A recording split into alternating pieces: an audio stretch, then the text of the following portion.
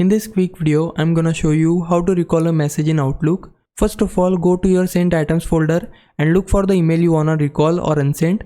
Once you have found it, go ahead and double click on the email to open it in its own window, just like this.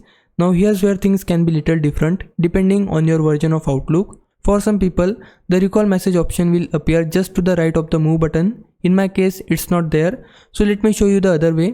Go to the far right hand side and click on the three dots menu. This will open up more commands. From here, scroll down until you see actions, hover over it and then select recall this message.